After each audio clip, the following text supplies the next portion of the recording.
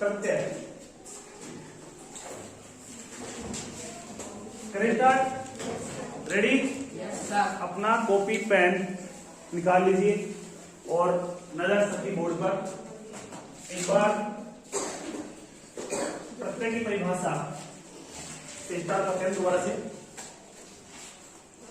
वे शब्दांश जिनका प्रयोग शब्द या धातु के बाद भी किया जाता है और उनके प्रयोग से उनके अर्थ में परिवर्तन हो जाता है, वो कहलाते हैं प्रत्यय। प्रत्यय कितने प्रकार बताए थे आपको? 3 प्रकार।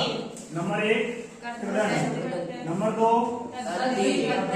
नंबर 2 पर और नंबर 3 पर स्त्री प्रत्यय। ये आपको अच्छे याद होना चाहिए। हमने कल पढ़ लिया था कहां तक? कृदंत प्रत्यय का पहला प्रत्यय हमने इसके 7 प्रत्यय लिखवाए थे आपको, ठीक है ना? 7 कौन कौन से बता सकते हो आप? 7 प्रत्यय कौन कौन से थे? तव्यत, अनियत, सत्री, सानत, तिथि, तव्यत, अनियत, सत्री, सानत, तिथि और त्रिच प्रत्यय ये लिखवाए थे। उसमें हमने एक कंप्लीट कर लिया था तव्यत प्रत्यय। बताइए तव्यत प्रत्यय किस अर्थ में होता है? चाहिए अर्थ में या फिर योग्य। एक बात बताई थी मैंने कि हर प्रत्यय की आपको 3 या 4 मुख्य बातें आपको याद रखनी है, इसके अलावा कुछ भी नहीं करना। यदि वो 3-4 बातें आपको याद रहती है ना तो आप अच्छे से उसको समझ सकते हो, कर सकते हो। तो यहाँ हम चाहिए योग्य में एक बात थी। दूसरी कौन सी थी? दूसरा बिंदु था इसमें तव्यत में रिश्ता का लोप होकर के तव्यत से जाता है। एक भाववाच्य कर्मवाच्य में इसका प्रयोग होता है, कर्तरी अर्थ में नहीं। और इससे बनने वाले शब्द स्त्रीलिंग, पुल्लिंग और नपुंसकलिंग। पुल्लिंग, स्त्रीलिंग और नपुंसकलिंग तीनों लिंगों में इसके रूप बनते हैं। यानी राम की तरह बनेंगे पुल्लिंग में, रमा की तरह चलेंगे स्त्रीलिंग में और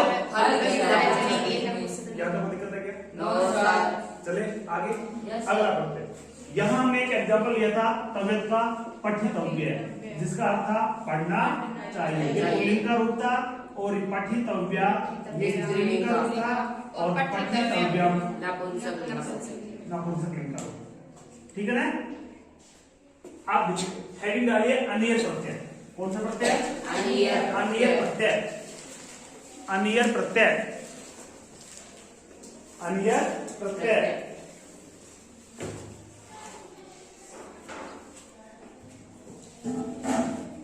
लिख दिया? Yes sir. इसमें लिखना है आपको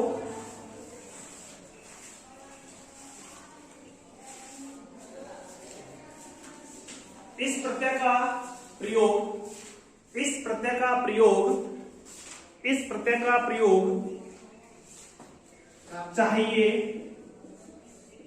चाहिए या अथवा योग्य अर्थ में होता है।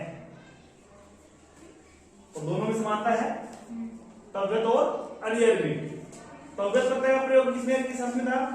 चाहिए या योग्य अर्थ में। और अनियर प्रत्यय का अर्थ किसमें है? चाहिए या योग्य अर्थ में।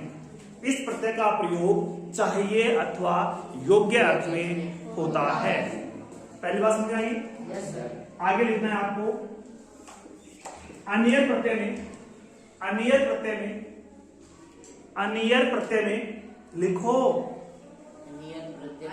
अनियर प्रत्यय में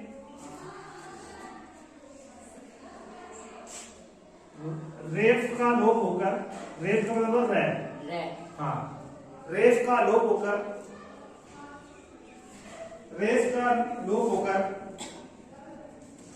अनिय भाग शेष रहता है। अनियर में से रे को निकाल देंगे तो क्या बचेगा? अनिय भाग शेष रहता है। अनिय भाग शेष रहता है।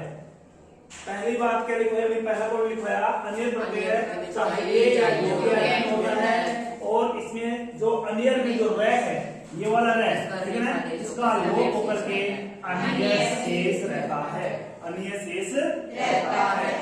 क्लियर? यहाँ तक कोई समस्या है तो बता दीजिए मुझे। No sir. यह प्रत्यय भी कर्मवाच्य और भाववाच्य अर्थ में होता है। कर्मवाच्य और भाववाच्य अर्थ में होता है।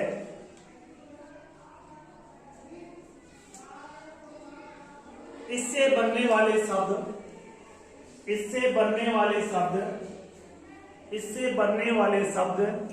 पुल्लिंग में, इससे बनने वाले शब्द पुल्लिंग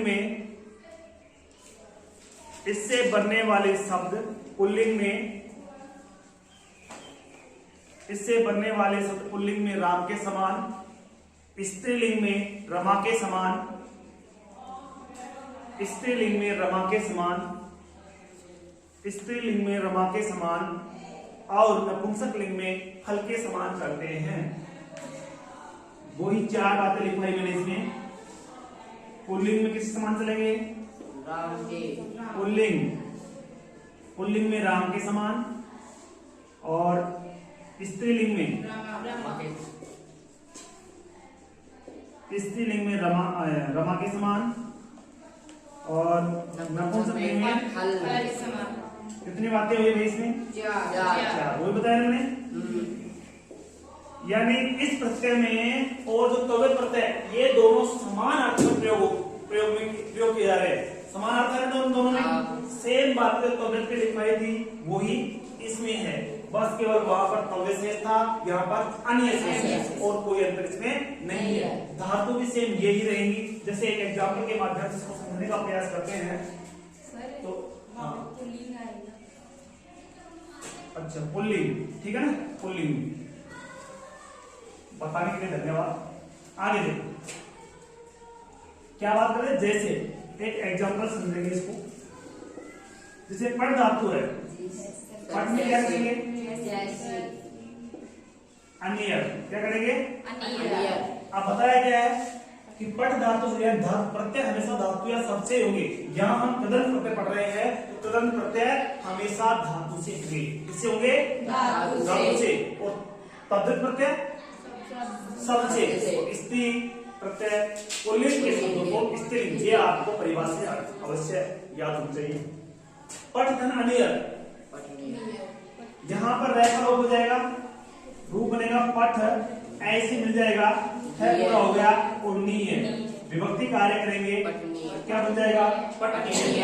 पुल्लिंग राम के समान बनाएंगे, पठनीय, पठनीयो, पठनीया। पुल्लिंग का पुल्लिंग राम कैसे बनते हैं? राम रामा। तो यहाँ क्या बनेगा? पठनीय, पठनीयो, पठनीया। लेकिन आपको पूरा रूप याद नहीं करना है, यहाँ केवल आपको एक वचन का रूप याद करना है। कौन सा रूप? एक वचन। एक वचन में पठना का एक क्या बनता है? राम है। यहाँ क्या बनेगा? पठनीय। स्त्रीलिंग में देखिए, स्त्रीलिंग में क्या बनेगा? पठनीया। रमा बनता है रमा, रमा रमे रमा। तो यहाँ पठनीया, पठनीय, पठनीया। एक वचन का रूप लिखना आपको पठनीया। स्त्रीलिंग हो गया, पुल्लिंग हो गया। अब बचा है नपुंसक लिंग, फल के समान, फलम बनता है। तो यहाँ पर पठनीयम। क्या बनेगा? पठनीयम। तो निकल गया क्या? No sir. कर लोगे आराम से? Yes sir. पठधन अनियर, पठनीय पुल्लिंग में, पठनीया स्त्रीलिंग में और पठनीयम नपुंसक लिंग। इसी प्रकार से दूसरा एग्जाम्पल हम ले लेते हैं एद धातु से। एद धन अनियर, एद धन अनियर। बताइए क्या बनेगा? ये का लोप हो जाएगा, पुल्लिंग में एदनीय, विसर्ग आ जाएगा एदनीय, एदनिया, एदनिया, एदनियम और एद नियम। कुछ समस्या आ रही है? No sir. बना सकते हो? Yes sir. हर टॉपिक में या हर जो प्रत्यय मैं पढ़ा रहा हूं उसमें आपको ध्यान रखना है कि प्रश्न परीक्षा में कैसे पूछा जा रहा है, उसी के अनुसार आपको याद करना है। यहाँ कल बता, फिर दोबारा सुन लीजिए आप। पठनीय, पठनीय, पठनीयम तीनों में से कोई भी रूप दे दे तो कहेगा कि आपको इसकी प्रकृति और प्रत्यय अलग अलग करके लिखिए। प्रकृति और प्रत्यय अलग अलग करके लिखिए। तो प्रकृति धातु और प्रत्यय जानते हो आप। अब पहचान क्या है? देखो इसमें ए इसमें से बाहर निकालो, पहले धातु अलग करो। धातु क्या है? पठ। अब बच गया क्या? अनीय। अनीय शब्द दिखाई देगा आपको जिस शब्द में, वहां आपको अनीय प्रत्यय कर देना है। कौन सा प्रत्यय कर देना है? अनीय कर देना। कोई दिक्कत है? No sir. अनीय आ जाएगा तो भी अनीय करना है, अनियम आ जाएगा तो भी आपको क्या करना है? अनीय। सब में देखो इसमें अनीय, अनिया, अनियम। तव्यत में क्या बताया? तव्य, तव्या, तव्यम। यानी याद करने का तरीका है कि भाई तव्यत प्रत्यय को कैसे याद करें, पहचाने कैसे, तो शब्द में देखना आपको क्या? तव्य, तव्या, तव्यम। तव्य, तव्या, तव्यम जिस शब्द में आएगा वहां आपको करना है तव्यत प्रत्यय। अनीय, अनिया, अनियम आएगा वहां करना है आपको अनीय प्रत्यय। दो एग्जाम्पल छाप दो।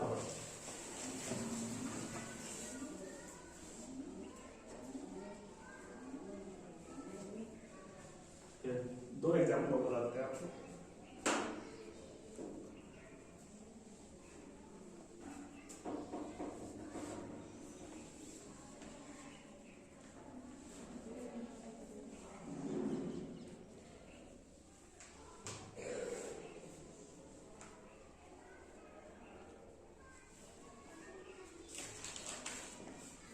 लिख दिए? चलो अगला एग्जाम्पल लिखते हैं।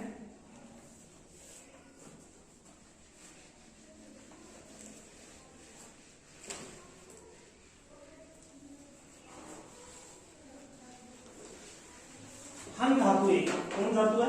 हन धातु।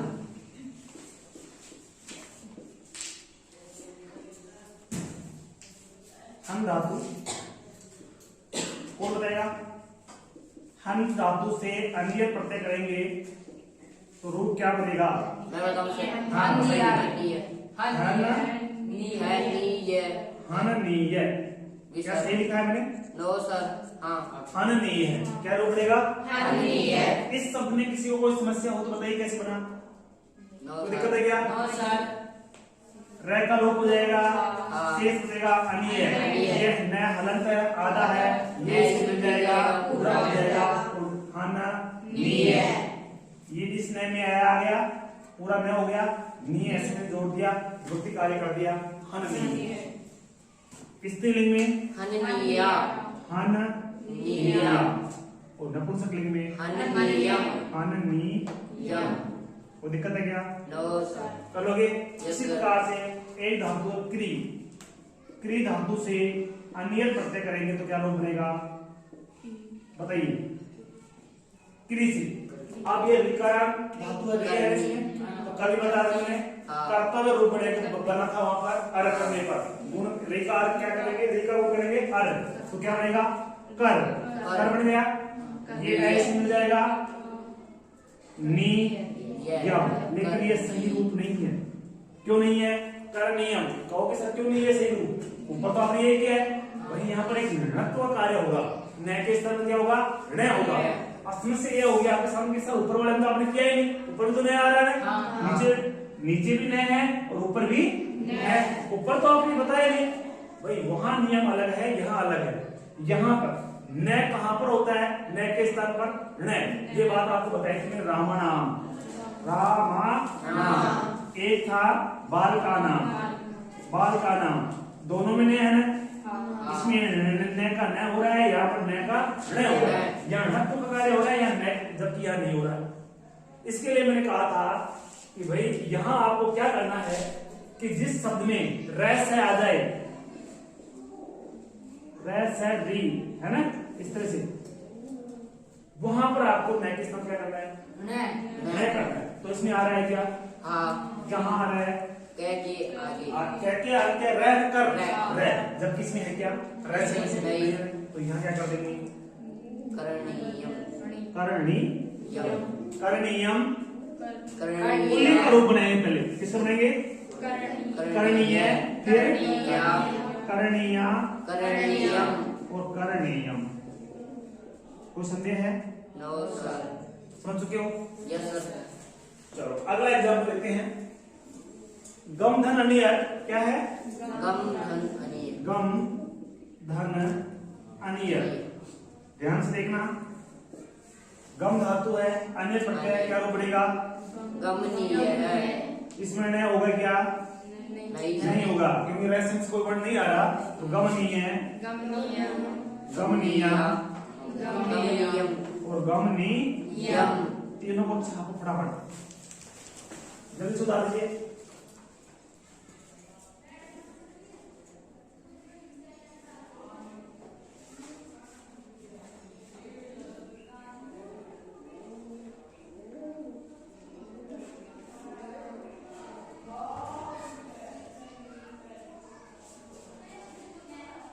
अन्य के बाद में अगला प्रत्यय कौन सा भाई?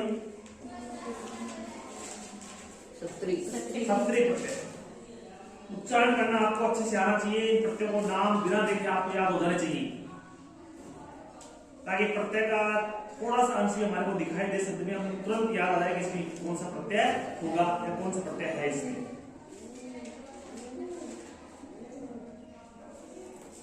एक धातु लगाता हूं आपको, श्रु प्लस अनियर, क्या रूप बनेगा? कौन बताएगा? श्रुधन अनियर, श्रुधन अनियर। आपने सोनिया नहीं बनेगा, भूसे क्या बना था? भवितव्य बना था, तो क्या बनेगा? सेम उसी की तरह श्रव बढ़ जाएगा, वहां पर क्या बन जाएगा? श्रव बढ़ जाएगा और रूप बनेगा श्रवणीयम। देखो, श्रु धातु, श्रु में उ के स्थान पर गुण होकर के अव हो जाएगा और रूप बनेगा श्रवणीय। क्या बनेगा? श्रवणीय। इसमें रह का मिश्रण है, इसलिए न हो जाएगा श्रवणीय, ठीक है ना? श्रवणीय, श्रवणीय और श्रवणीय, श्रवणीयम लिख दो। हो गया कंप्लीट। अगला है, अगला प्रत्यय है सत्री प्रत्यय। अगला प्रत्यय कौन सा है? सत्री प्रत्यय।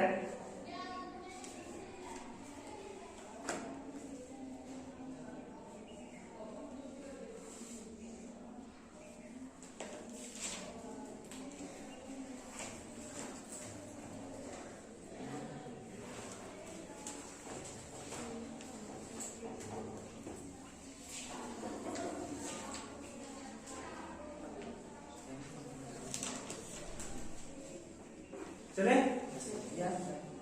पढ़ा दो इसको।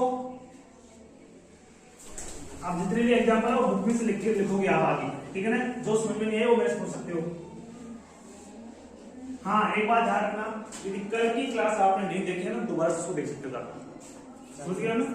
कल जो क्लास बताई थी आपको, वो क्लास यदि कल समझ में नहीं आई तो उसको आप बार बार देखें, दोबारा से देखें, ताकि अच्छे से समझ में आ जाए। और चैनल का पता है आपको नाम का? क्या नाम है? उज्ज्वल संस्कृत क्लासेस। SANSKRIT संस्कृत, उज्ज्वल संस्कृत क्लासेज। हिंदी में नहीं तो उज्ज्वल लिखना आना चाहिए अभी आपको। आदर जय, फिर दोनों जय।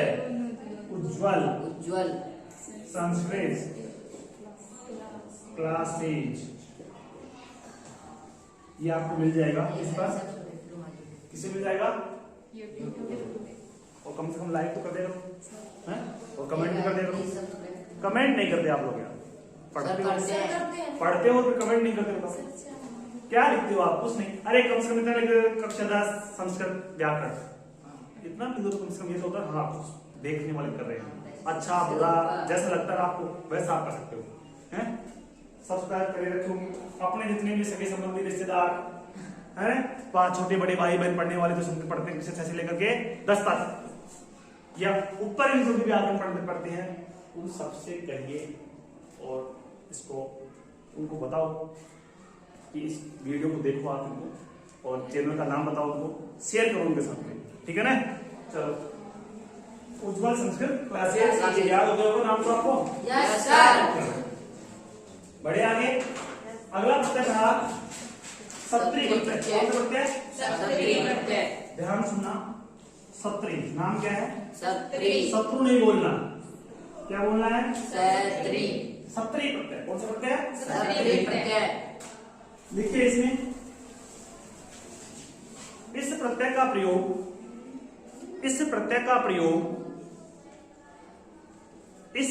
प्रयोग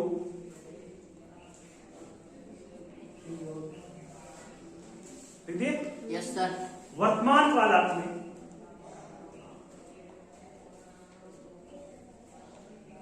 वर्तमान कालार्थ में अर्थ में अर्थात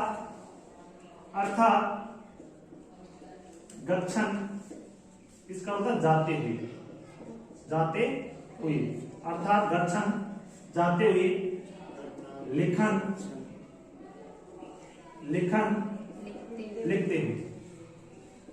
लिखते हुए। चलो एक बात बताओ मेरे को, इससे पहले हमने पढ़ा पठितव्य, क्या अर्थ था? अर्थ में इसी प्रकार से पठनीयम, क्या अर्थ हुआ? पढ़ना चाहिए। यानी इससे पहले दोनों प्रत्यय हमने पढ़े, दोनों का सेम अर्थ था, चाहिए अर्थ या योग्य अर्थ। पढ़ना चाहिए, लिखना चाहिए, जाना चाहिए, खाना चाहिए, पीना चाहिए, ये शब्द किसमें थे? तव्यत और अन्य प्रत्यय। यहाँ क्या करेंगे हम? लिखते हुए, जाते हुए, खेलते हुए, दौड़ते हुए, नहाते हुए, पहनते हुए, है ना, नाचते हुए, और क्या करते हो आप सब? बोलते हुए, है, रोते हुए, ये सारे किसमें आएंगे? सत्री प्रत्यय में लगा होगा। समझा गया? यस सर एक बात समझ आ गई पहली, किस अर्थ में होता है? वर्तमान काल में क्रिया कब होगी? वर्तमान में, ठीक है ना?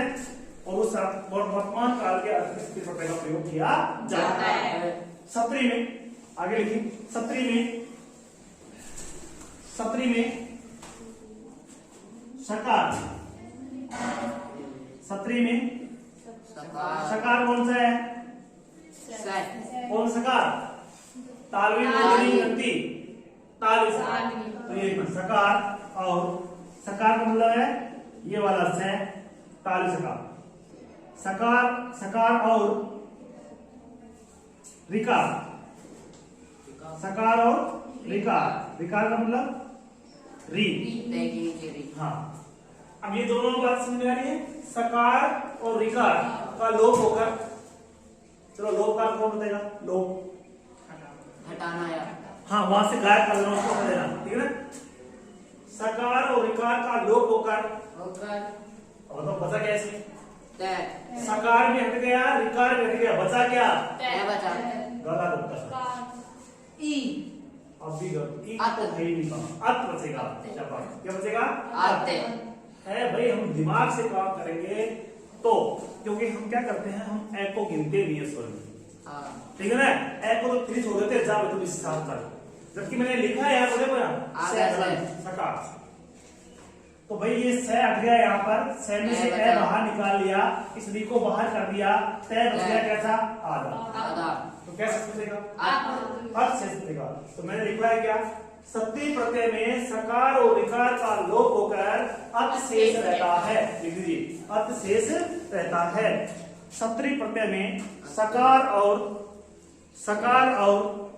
विकार का लोप होकर अर्थ शेष रहता है, अर्थ शेष रहता है।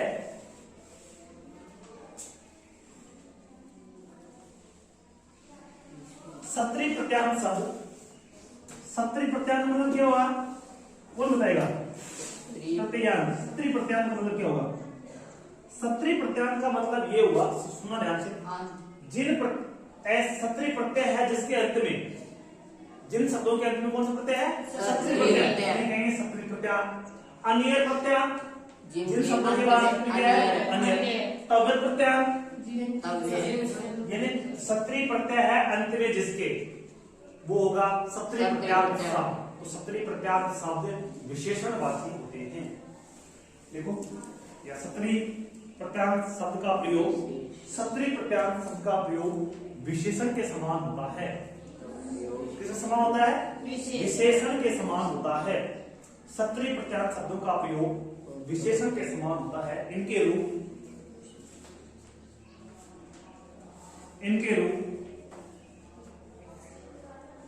पुल्लिंग में, इनके रूप पुल्लिंग में पठन शब्द की तरह, पठन की तरह स्त्रीलिंग में नदी की तरह, स्त्रीलिंग में नदी की तरह, स्त्रीलिंग में नदी की तरह, पुल्लिंग में पठन की तरह, स्त्रीलिंग में नदी की तरह और नपुंसक लिंग में जगत की तरह चलते हैं। जगत शब्द, जगत किसमें चलेंगे? नपुंसक लिंग, नपुंसक लिंग, नपुंसक लिंग। समझ आ रहा होगा यहाँ तक? Yes sir. पठन, पुल्लिंग, नदी, स्त्रीलिंग, जगत, नपुंसक लिंग। 3 बातें मैंने लिखवाई इसमें, फिर से देखना एक बार। मुख्य है इस प्रत्यय का प्रयोग वर्तमान काल के अर्थ में होगा। किस अर्थ में होगा? वर्तमान काल के अर्थ में होगा। जिसमें गच्छन शब्द से, गम से शब्द प्रत्यय करेंगे, गच्छन रूप बनेगा, जाति अर्थ होगा। लिख से शब्द प्रत्यय करेंगे, लिखन बनेगा, अर्थ होगा लिखते हुए। समझ आया किस अर्थ में होगा? नंबर 2, इस प्रत्यय में शेष क्या रहता है? अर्थ शेष रहता है। किस किस का लोप हो जाता है? सकार और रिकार का लोप होकर के शेष बचता है, अर्थ भाग शेष रहता है इसका। क्लियर? अगला लिखा है मैंने इसमें कि इससे बनने वाले जो शब्द हैं वो शब्द विशेषण के समान प्रयोग किए जाते हैं। यानी इससे बनने वाले शब्द कैसे हो जाते हैं? विशेषण बन जाते हैं। और इन शब्दों का जब प्रयोग करते हैं हम, है ना, तो उनके रूप चलाएंगे तो पुल्लिंग में पठन की तरह, स्त्रीलिंग में नदी की तरह और नपुंसक लिंग में जगत की तरह। कोई दिक्कत है क्या? आप देखो इसमें धातु लेते हैं पठ। कौन धातु? पठ।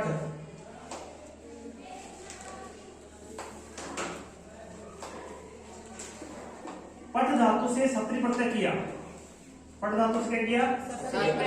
जो मूल रूप बनेगा वो होगा नपुंसक लिंग का। कौन सा होगा? नपुंसक लिंग का। बताओ क्या वजह यहाँ पर? तो पै ठ है, आधा है, ऐसी जगह वाला है, पठत। ये रूप बताओ पुल्लिंग का बनेगा, स्त्रीलिंग का बनेगा, ये नपुंसक लिंग का? नहीं, जो मुख्य रूप बनेगा जैसा हम बनाएंगे वो होगा नपुंसक लिंग का, जगत की तरह। इस तरह जगत की तरह। तो पहला रूप बना किसका? कौन सा बना? नपुंसक लिंग का। अब इस तय के स्थान पर न कर देंगे ना, पठन जो रूप बनेगा न रूप बनेगा वो किसका होगा? पुल्लिंग का। पठन ठीक है। और जो अब करने वाले नदी की तरह क्या रूप बनेगा? स्त्रीलिंग। कौन सा बनेगा? पठन। अब यहाँ ध्यान रखना, पठ धातु का पठन की नहीं है क्या? पठती, पठता, पठंती है क्या? No sir. तो कैसे नहीं है? क्योंकि सर इसमें बड़ी की मात्रा आ रही है यहाँ पर, नदी की तरह रूप बने हैं, ठीक है ना? तो वहां क्या होगा? यहाँ पर छोटी की मात्रा होती है तो प्रथम पुरुष का बहुवचन हो जाता है यहाँ पर पठ धातु से, लेकिन बड़ी मात्रा आ रही है। तो अब हम लोग इसमें पहचान कैसे करेंगे? अर्थ बचा वो तो हो गया पुल्लिंग का, इसमें कोई दिक्कत आपको आएगी नहीं। आएगी क्या? अर्थ जहां आ जाएगा वहां आपको स्त्री प्रत्यय करना है, नपुंसक लिंग में। और जहां पर अन आ जाएगा वहां पर पुल्लिंग करना है, और जहां पर अंति आ जाएगा वहां पर स्त्रीलिंग। तो अब ये अब एक पहचान होगी, यानी जिन शब्दों के अंत में अन, अंति और अर्थ आता है वहां पर कौन सा प्रत्यय होगा? कोई डाउट है क्या? No sir. इससे पहले तवे प्रत्यय पढ़ा, वहां मैंने बताया जिन शब्दों के अंत तवे आ जाएगा वहां तवे प्रत्यय। जिन शब्दों के अंत में अनिय, अनिया, अनियम आएगा वहां पर अनिय प्रत्यय। इसी प्रकार से आपको याद कर लेना है अन, अंति और अर्थ। अन पुल्लिंग में, अंति स्त्रीलिंग में और अर्थ पहचान लोगे? Yes sir. अर्थ जहां पर धातु से होगा, लेकिन किससे होगा? धातु से। धातु के बाद में अत आ जाए, अन आ जाए, अंत आ जाए तो वहां आपको सत्री प्रत्यय कर देना है। कौन सा प्रत्यय कर देना है? सत्री प्रत्यय। डाउट है क्या? No sir. चलो अगला एग्जांपल देखते हैं हम। लिख ये बना हुआ है लिख, देखो इधर कौन सा किसका रूप है ये? लिखन किसका रूप है? पुल्लिंग का रूप। पुल्लिंग का। लिखा है ना, तो लिख धन सत्री, लिख धन सत्री क्या रूप बनेगा? लिखत इसको मैं बाद में लिखूं ताकि याद रहे, पहले तरह पुल्लिंग स्त्रीलिंग और नपुंसकलिंग क्रम से। तो पुल्लिंग में लिखन अन आ गया, लिखंती कौन सा रूप आएगा? लिखंती कौन सा रूप आएगा? बड़ी बड़ी। लिखंती। आगे लिखन लिखत, ये नपुंसकलिंग का रूप। वो दिक्कत आ गया, तो आपको इसी सीरियल में लिखना है, पहले पुल्लिंग का, फिर स्त्रीलिंग का, फिर नपुंसकलिंग का। लिखन लिखंती लिखत, लिखते हुए, लिखती हुई, लिखते हैं, ठीक है ना। अब चलते हैं अगला, एक थोड़ा सा अलग, कहीं कहीं पर आपको न दिखाई देगा, कहीं पर आपको न दिखाई देगा, जैसे क्री। सब ध्यान देना, अब मैं बताऊंगा न क्यों नहीं आएगा, इसमें न नहीं आएगा। क्री से किया हमने क्या रूप बना? करोति रूप बना, करोति होता है कुर्वन्ति, तो यहाँ बनेगा कुर्वन। क्या रूप बनेगा? पुल्लिंग में कुर्वन, पुल्लिंग में कुर्वन, वो दिक्कत नहीं है, लिखने तरह कुर्वन बन गया। फिर कुर्वन्ती, यहाँ पर कुर्वन्ती रूप सही नहीं है, कुर्वन्ती रूप सही नहीं है। आप कहोगे तो सर रूप कौन सा सही है, बताओ रूप कौन सा सही है? यहाँ बनेगा कुर्वती, ठीक है ना। और आगे बन जाए कौन सा? कुर्वत, कुर्वत, कुर्वन, कुर्वन्ती, कुर्वत, ठीक है ना। यहां तक समझ में आ गया होगा आपको। कल ये सारे दो प्रत्यय पढ़ाए, आज दोनों प्रत्यय आपको अच्छे से करने समझना है, गजा करके। एक बार नहीं समझना, 2 बार 3 बार आप इसको अच्छे से कर सकते हैं, ठीक है ना। नेक्स्ट आगे मिलते हैं कल नेक्स्ट क्लास में, ठीक है ना।